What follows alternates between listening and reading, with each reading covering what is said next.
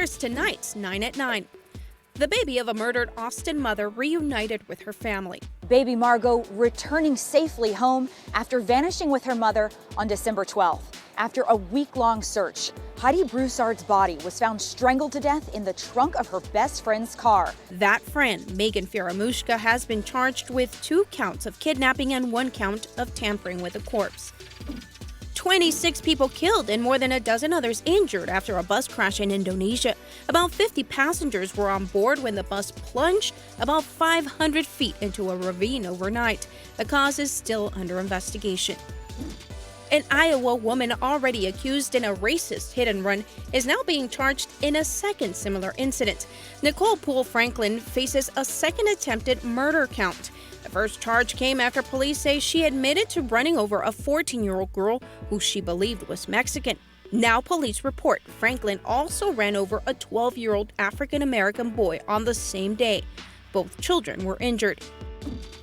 A protester in Hong Kong hospitalized and arrested after falling from an upper-level floor of a mall. Police say they stopped 2 protesters today. While one of them was being subdued, the other protester tried to escape. That's when they say he fell. 2 weeks after a string of convenience store robberies throughout the city, police have arrested a 3rd suspect. Brian Gonzalez was picked up by a Balcones Heights police. According to an arrest affidavit, surveillance video from a Circle K shows Gonzalez and another suspect pointing guns at a store clerk before getting away with his cell phone, keys, and cash. A Connecticut crash caught on camera. The driver reportedly going the wrong way down the street when he couldn't navigate a turn. The car flew into the air and flipped before slamming into a home. The driver wasn't seriously hurt, but he was arrested. A fireworks stand north of Austin catches fire, shooting fireworks into the air. No one was hurt. We don't know the cause of the fire or the extent of the damage. In Kansas, a postal worker helped save Christmas for quite a few families. The man was making deliveries when his mail truck caught fire. He quickly jumped into action, taking packages out of the truck and placing them on the side of the road so they wouldn't burn. He was able to remove all the packages before any were damaged. An Arizona church performing a good deed just in time for Christmas. They are paying off millions of dollars in medical debt.